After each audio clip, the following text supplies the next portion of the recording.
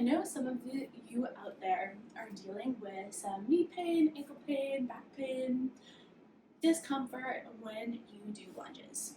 So today I'm going to show you a couple different ways that you can modify the lunge so that when they come up in your workouts, you already have some ideas of what you can do instead. Now, whenever we're modifying any kind of movement pattern in our workout, we want to try to keep as much of the original movement pattern as possible. The reason for this is we pick certain movement patterns with a certain stimulus in mind. So in the case of the lunge, we want to work the muscles in our quads, in our glutes, in our hamstrings, and we want it to be primarily single side focused. So we want to keep that in mind as we're picking a modification.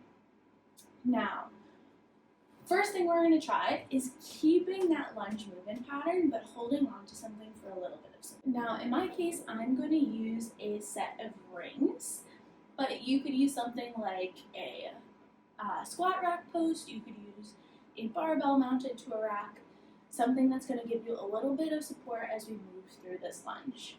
It's going to look like this.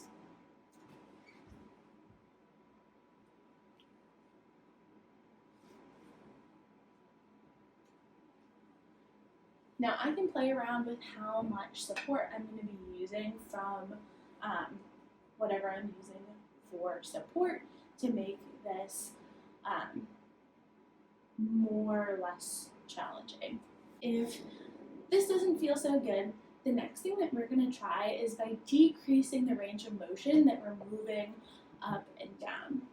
We're going to do this with a split squat. So if you have something like an ab mat or like one of those like cushiony block things or a yoga block or something, we are going to use this as a target for our back leg as we go through the split squat. So the biggest difference between a split squat and a lunge is we aren't going through that stepping forward or stepping backward motion.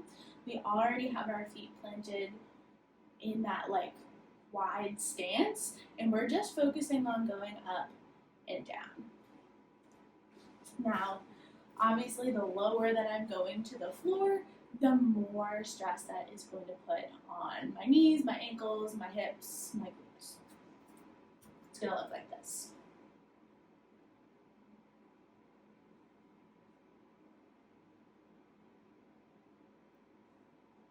Now, kind of like we did earlier with the step back lunge, I could also hold on to something for a little bit of support to make this a little bit easier. That's going to be our next thing to try as we're modifying the lunge. Now, if the previous two modifications don't feel so good, the last thing I'm going to have you try is a step up. So for the step up, the higher that you are stepping up, the more challenging this is going to be. And the lower you are stepping up, the easier this is going to be.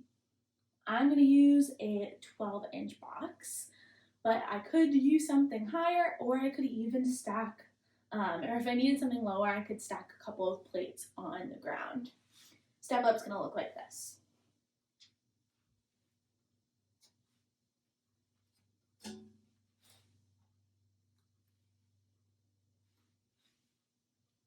And kind of like we did earlier, you could hold on to something for support to give you a little bit of extra help as you move up and down in your step up. I hope that these were helpful. This isn't the end of the list of modifications, so if the step up really didn't feel so good, send me a message and I'd be happy to help you troubleshoot and point you in the right direction.